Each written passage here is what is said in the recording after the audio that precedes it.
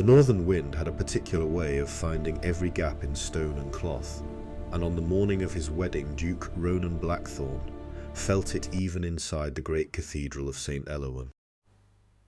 It slipped through the high arched windows and moved across the backs of the men who had gathered to witness the end of a long and bitter rivalry. They had not come for celebration.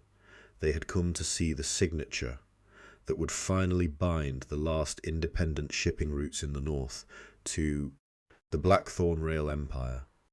The air inside the cathedral smelled of cold stone, melting candle wax, and the faint, sharp scent of too many ambitions occupying the same space.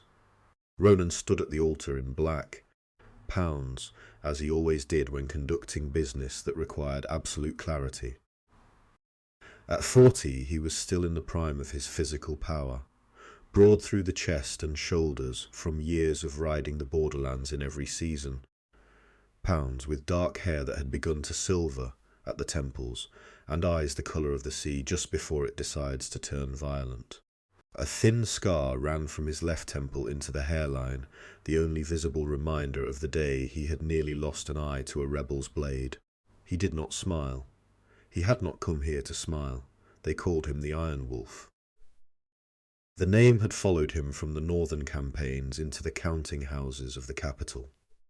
No man had ever seen him lose control of a battlefield, Pounds a negotiation, or himself. That reputation was about to be tested in a way no one, least of all Ronan himself, could have predicted. If you are ready for a story about the moment when iron finally meets something it cannot bend or break, stay with me. These are the chronicles we tell when power discovers it has limits, and when the most carefully guarded hearts are forced to choose what they will become. Hit subscribe right now if this premise has already caught you. Ring the notification bell so you never miss a chapter. Drop your name and your city or country in the comments. I read every single message, and sometimes the next story opens with a name from right here. Like this video if the first lines have already made you lean closer. Now, let us walk into the cathedral together. Lady Isolde de Fairmont moved down the long aisle on the arm of her uncle, Lord Harlan Fairmont. She was 22 years old, with hair the deep colour of chestnuts in autumn light, and eyes the soft grey-green of new leaves after rain. The ivory silk gown, with its high lace collar and long sleeves, had been chosen by her uncle's staff. It was beautiful in the way expensive things forced upon a person can be beautiful. Carefully constructed, impossible to move freely in, and designed to make her look like exactly what the contract required. A pure, respectable bride delivered on schedule. She kept her gaze forward because every face in the pews seemed to be measuring her worth. Her gloved fingers were tight around the small bouquet of white roses and rosemary. She had been told this marriage would secure what remained of the Fairmont name and fortune. She had been told the Duke was a man of honour, who valued loyalty and duty above all things. She had not been told that her body and her future children were part of the collateral being transferred along with the shipping routes. When she reached the altar, Ronan Blackthorn turned his head and looked at her without the polite distance he had maintained during the contract negotiations 3 weeks earlier. He saw the rapid flutter of the pulse at the base of her throat. He saw the way she held her shoulders, as though bracing for a blow she expected but could not name. He saw a young woman who had been dressed and delivered like a parcel, whose contents had never been properly inspected by the man who was about to, Pounds, take possession. The priest began the ancient words. They echoed beautifully in the stone space, and meant almost nothing to either of the people. Standing at the altar, vows were spoken in steady voices, rings were exchanged. When Ronan took Isolde's left hand to slide the heavy blackthorn emerald onto her finger, he felt the fine, Pounds' uncontrollable tremor running through her, and something deep in his chest. Something he had walled off 15 years earlier when he buried his father and took up the title. Shifted by a fraction of an inch, the priest pronounced them husband and wife. A polite ripple of applause moved through the cathedral like wind through dry grass. Lord Harlan Fairmont exhaled the long, pound-satisfied breath of a man who had just transferred a crushing debt onto someone else's ledger. Outside, a thin, cold rain had begun to fall. The blackthorn carriage waited at the foot of the steps, its black lacquer gleaming wetly. The wolf's head crest on the door, looking as though it might at any moment leap down and disappear into the mist. A footman opened the door without speaking. Ronan stepped aside and waited for Isolde to enter first. It was the smallest possible courtesy, and it surprised her enough that she glanced at his face before climbing inside. The door closed with a solid sound that seemed to cut her off from everything she had ever known. The journey north took 2 full days. On the first night, they stopped at a respectable posting inn where Ronan took a separate room and spent the evening in the private parlour reviewing shipping manifests by lamplight. Isolde lay in the best bed the inn could provide and listened to the rain on the roof and the occasional creak of floorboards as servants moved through the corridors. She did not sleep well. Every time she closed her eyes, she saw the Duke's storm-grey eyes watching her across the altar, and wondered what he would expect when they finally reached Blackthorn Castle. On the second day the landscape grew wilder. Gentle hills gave way to steep slopes, then to true moorland where the wind sang a constant lonely song, and the heather grew in defiant purple patches against the grey. By late afternoon, the carriage began the long, winding climb toward the sea cliffs. Isolde pulled back the leather curtain and saw Blackthorn Castle for the first time. It did not look like a place where people lived happily. It looked like a fortress that had decided centuries ago it would rather slide into the sea than surrender to any enemy. Dark stone towers rose against the lowering sky, walls thick enough to withstand cannon fire. Narrow windows that looked more like arrow slits than places meant for light and air. The sea below threw itself against the black rocks in endless white explosions of spray and sound. The iron gates opened with a groan that Isolde felt in her bones. The carriage rolled into a courtyard where a line of servants already stood in, precise formation despite the rain. At their head was a tall woman in a dark wool dress and crisp white apron, her iron-grey hair pulled back so severely that it seemed to stretch the skin of her face into an expression of permanent watchfulness. Mrs. Agnes Vale, the housekeeper, stepped forward as Ronan helped Isolde down from the carriage. "Welcome home, Your Grace," she said to him with a small curtsy. Then, turning to Isolde with the same careful neutrality, "Welcome to Blackthorn Castle, Your Grace. Everything has been prepared for your arrival." Ronan gave short instructions about the luggage and the evening meal, then turned to Isolde. "Mrs. Vale will show you to your rooms. I have correspondence that requires my attention in the study. Dinner is served at 8. If you require anything before then, ring for her." He did not offer his arm. He simply walked into the castle ahead of her, pounds his boots ringing on the wet stone, and disappeared into the shadows of the great hall. Mrs. Vale led Isolde up a wide staircase whose oak banister had been worn smooth by 300 years of hands. The corridor was long, dimly lit by wall sconces that threw more shadow than light, and lined with portraits of previous Blackthorns. Every face shared the same hard jaw and watchful storm-coloured eyes as the man who had just become Isolde's husband.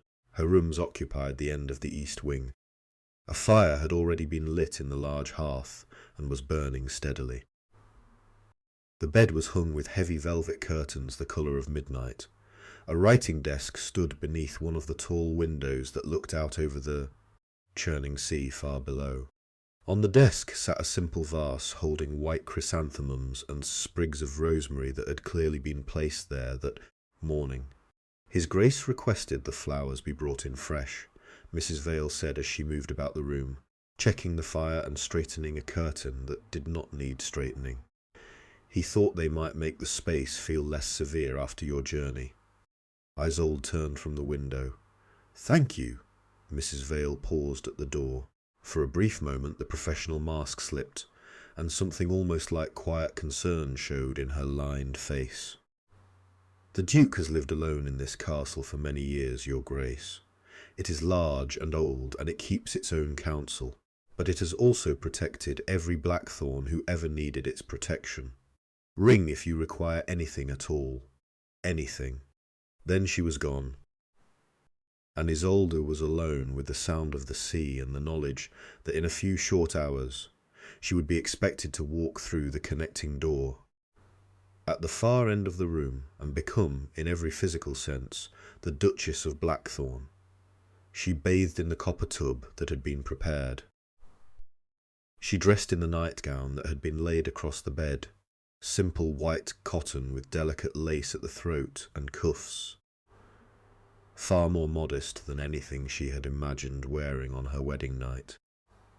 Her hair was brushed until it shone and left loose down her back in a way that made her feel both younger and more exposed than she had felt in years. She stood in front of the long mirror and tried to see in her own reflection the woman her uncle had described to the Duke's solicitors. She could not find her. At 20 minutes past 8 she heard the connecting door open from the other side. Ronan stood in the doorway. He had removed his coat and cravat.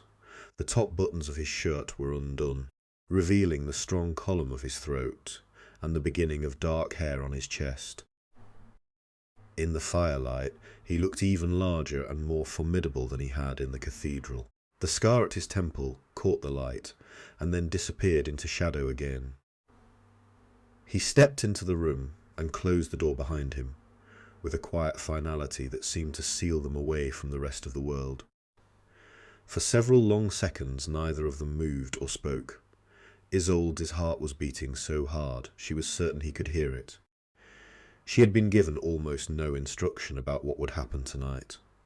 Her old governess had spoken in embarrassed, vague terms about duty and the importance of not making a fuss. Her uncle had said nothing at all. She knew only that she was expected to be still, bound to submit to allow the Duke whatever he required without complaint or resistance. Ronan crossed the room slowly until he stood only a few feet away. He looked at her, really looked at her, the way a man looks when he realizes the intelligence he has been given about a situation is dangerously, perhaps fatally incomplete. "You are afraid," he said. It was not a question. Isolde lifted her chin. She had been taught that Fairmont women did not show weakness in front of powerful men. "I do not wish to be a disappointment to you, Your Grace." Something flickered in his storm-grey eyes. Surprise, perhaps, or the first true hairline fracture in a wall that had stood for 15 years, without a single crack. "Disappointment," he repeated, the word tasting strange and unfamiliar in his mouth. "Pounds." He reached out and touched a single strand of her loose hair, watching it slide through his fingers as though he had never seen such a simple, ordinary thing before. "You could not disappoint me if you spent the rest of your life attempting it, Isolde." The sound of her name in his low, rough voice made something flutter low in her stomach. No one had ever spoken it like that, as though it were a thing worth handling with care, rather than a label on a contract. His hand moved to her cheek. His thumb brushed the corner of her mouth, with a gentleness that seemed completely at pounds odds with the size and strength of him. For a man who had never lost a negotiation or a battle, he suddenly looked uncertain of his next step. "I was prepared for many things tonight," he said quietly. "I was not prepared for you." He kissed her then. It was not the kiss of a man completing a business arrangement or claiming what a contract had given him. It was the kiss of a man who had just discovered he had been starving for something he could not name until the moment his mouth touched hers.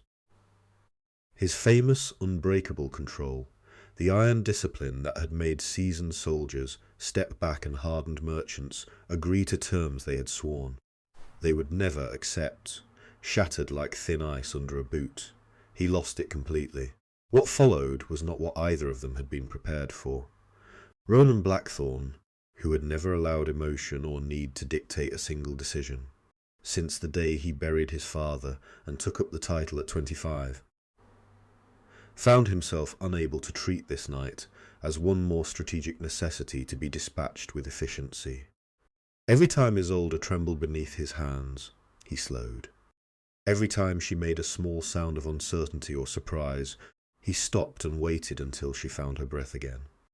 What had been intended as a swift, efficient consummation of a contract became something else entirely, something raw and careful, and so far beyond his control that he could not have stopped it even if he had wanted to.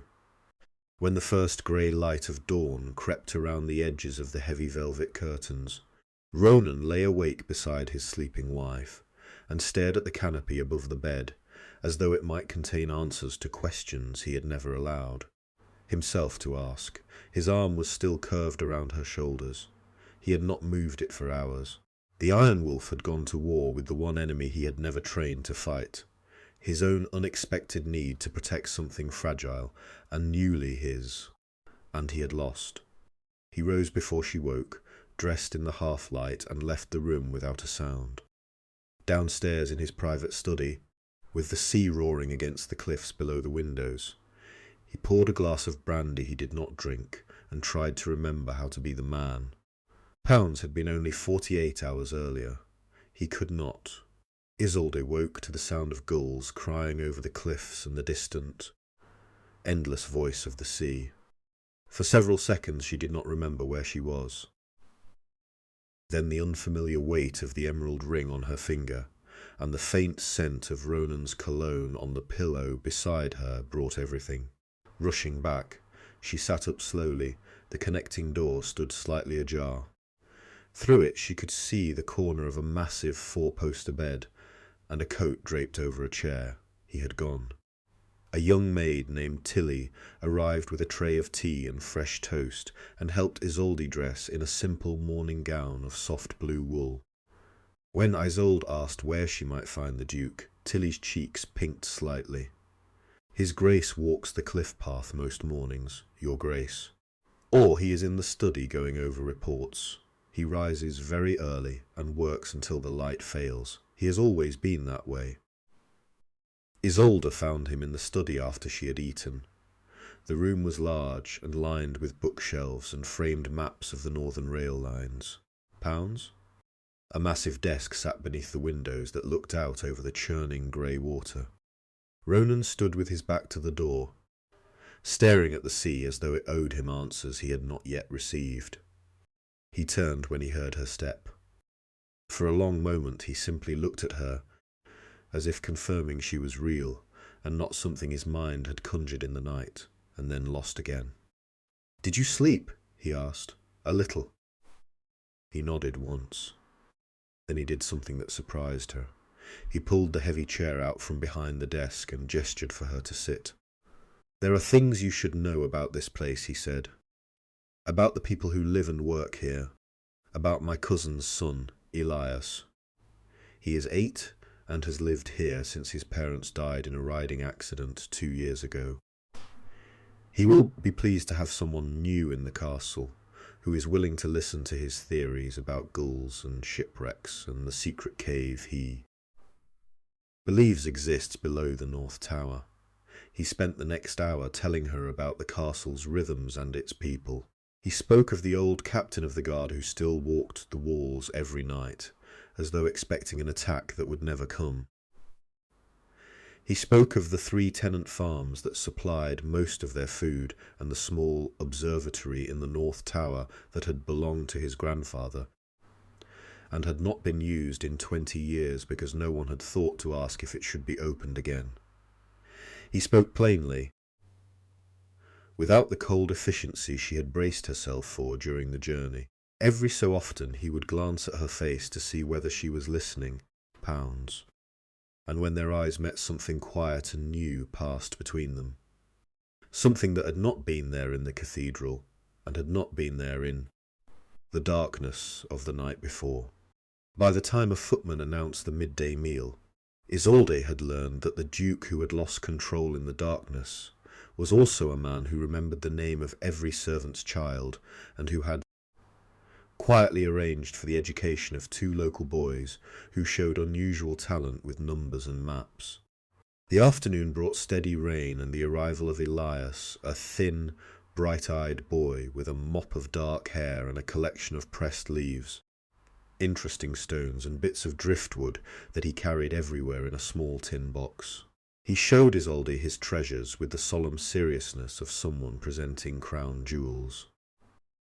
When she asked him intelligent questions about where he had found each item and what he thought they might be, his face lit up and he began to talk without stopping for breath.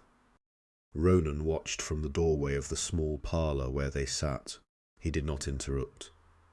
He simply stood with his arms crossed over his chest and let the sound of the boys' chatter and Isolde's gentle, interested replies fill a space that had been silent for a very long time. 3 days passed in this new, fragile rhythm.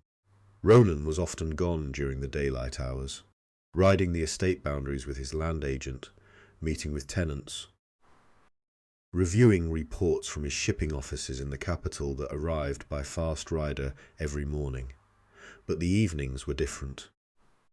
He joined Isolde for dinner in the smaller, warmer dining room rather than the vast formal one that could seat 30.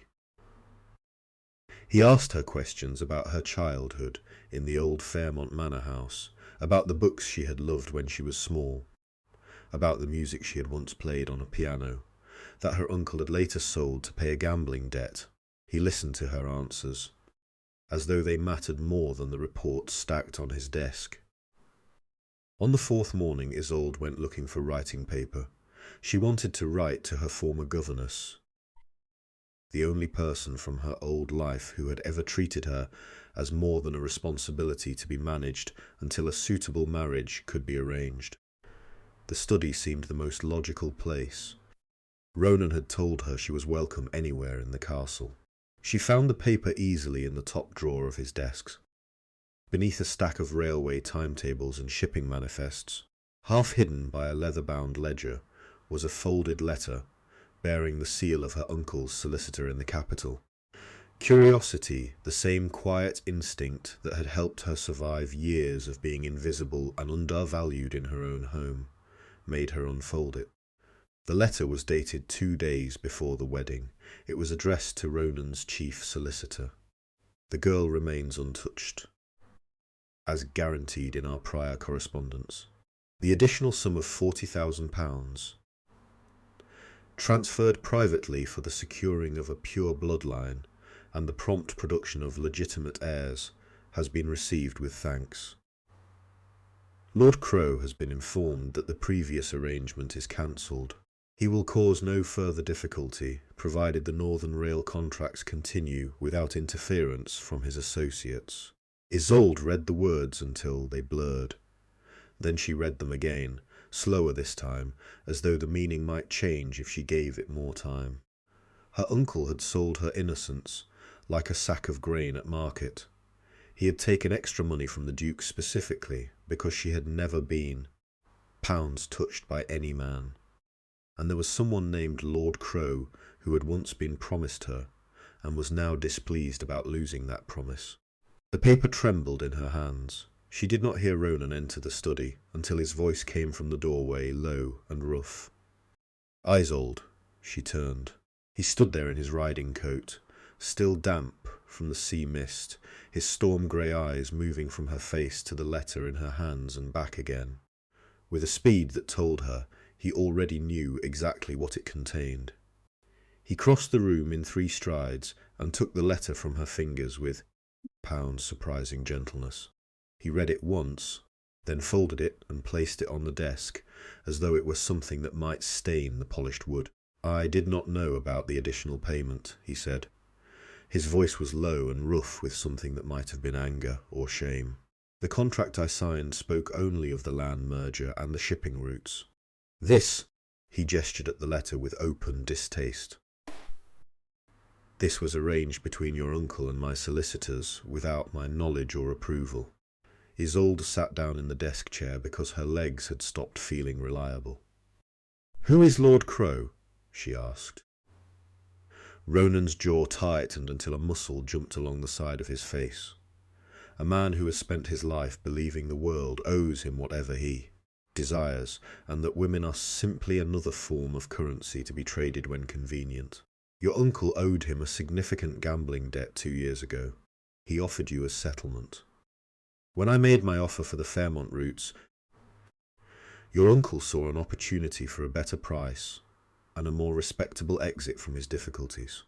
Crow has been vocal in his displeasure ever since. Isolde wrapped her arms around herself. "You paid extra because I was untouched." "War paid for the merger," Ronan said firmly. "The rest was your uncle's invention and my solicitor's overreach. I never requested proof of your innocence. I never would have." He moved around the desk until he stood directly in front of her. Then, with the same careful deliberation he used when approaching a nervous horse on the battlefield, he lowered himself to one knee so that their eyes were level. "What happened between us 3 nights ago had nothing to do with contracts or bloodlines or additional sums of money," he said.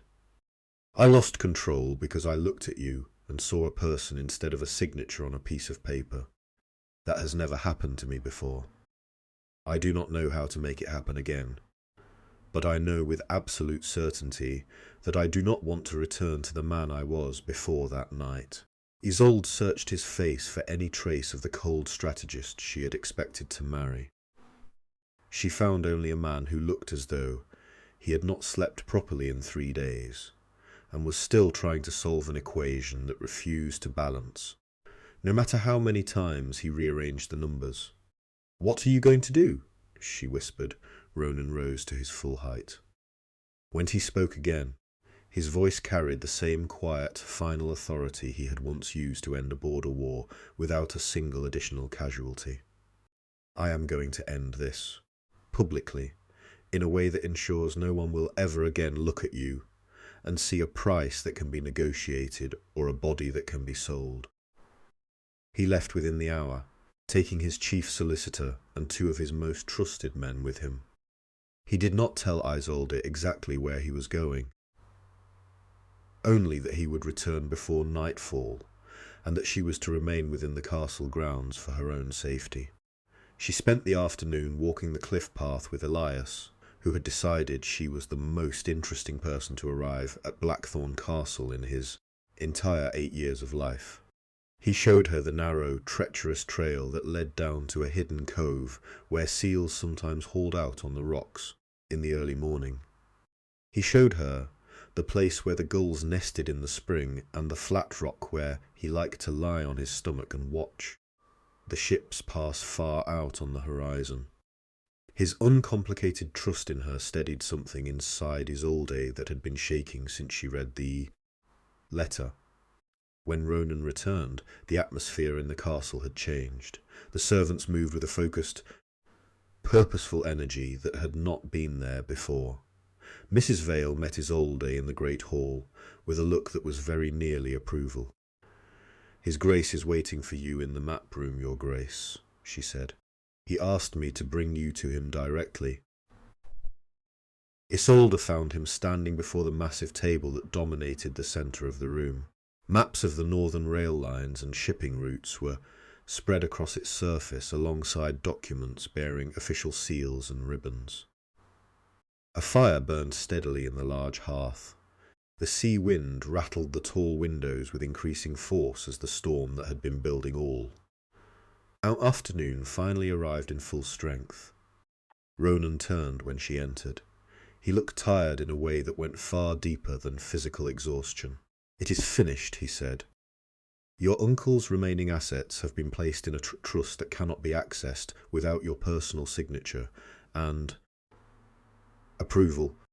Lord Crow has been summoned before the King's own financial auditors and the heads of 3 major merchant houses that do business with both of us. In front of all of them, he was informed that any claim he believes he holds on you, your name, or your future is void and will be treated as attempted extortion under the law. Both men will spend the next several years explaining their actions to courts and creditors. They will not trouble you again. Isolde absorbed this in silence. The fire crackled. The wind moaned around the tower like something alive and grieving. "Why did you do it this way?" she asked finally. "You could have handled it quietly, without so many witnesses and so much public attention." Ronan looked at her for a long moment, the firelight catching in his storm-grey eyes.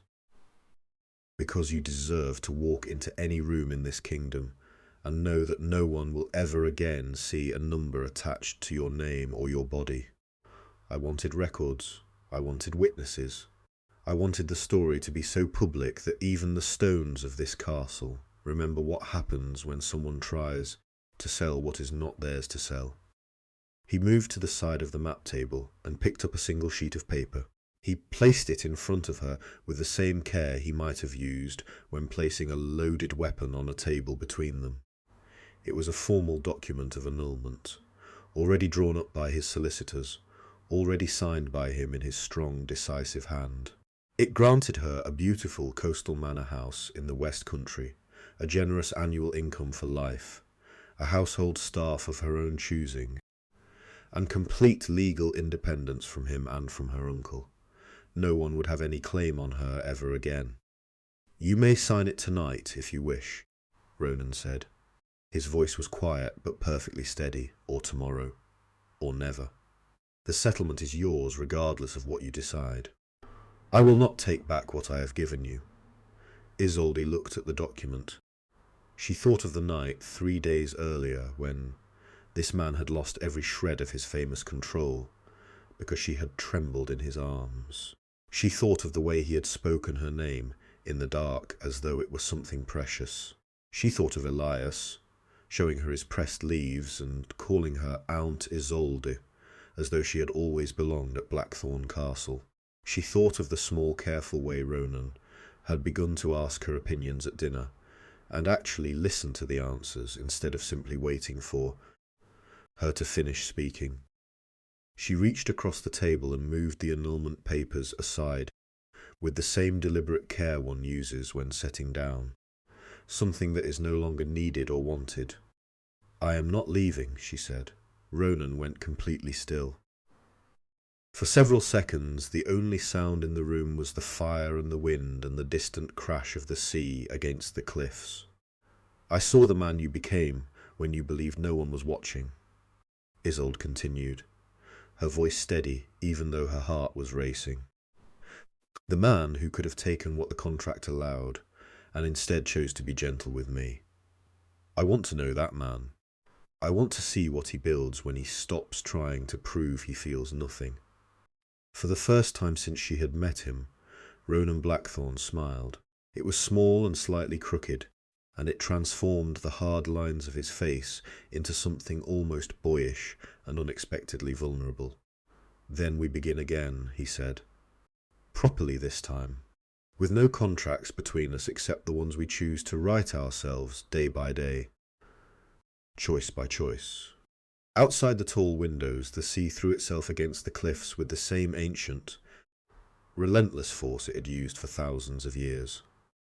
Inside the map room, the fire burned steady and warm, casting golden light across old charts and newer documents. Ronan moved around the table until he stood beside her. He did not reach for her hand. He simply placed his own hand on the polished wood next to hers, palm down, close enough that she could feel the warmth radiating from his skin. Isolde turned her hand over so that her fingers brushed against his.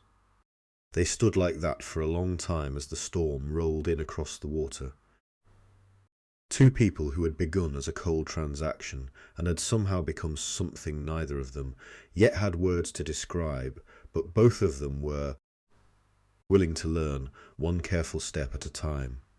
If you have walked with this story all the way to this quiet moment, if you felt something loosen in your own chest when Isolde moved those papers aside, then you already know why these tales exist. They exist to remind us that even the most unbreakable control can be lost in the space between one heartbeat and the next, and that sometimes the losing of it is the beginning of everything that truly matters. Hit subscribe if you want to follow further into whatever comes next. Like this story if it has moved something in you. Share it with anyone who needs to remember that being truly seen is more powerful than being claimed. And leave a comment telling me what you would have done in Isolde's place when she stood in that map room, with the storm outside and the fire inside. I want to hear your voice in this. The rain came down harder against the ancient glass. Inside Blackthorn Castle, for the first time in 15 years of iron rule, the Duke who had never lost control was no longer alone with his maps and his strategies and his pound silence. He was standing beside a woman who had seen him at his most unguarded and had decided that was the moment she wanted to begin building. Something real and lasting. And somewhere in the quiet spaces between the crashing of waves and the crackling of the fire, a new story was already writing itself, one measured not in land or contracts or fear, but in the slow, deliberate and entirely chosen decision to stay when every easier path led away. Thank you for being here with me through every word. I will see you in the next chapter. Until then, be kind to your own heart. It is braver than the world has ever given it credit for being.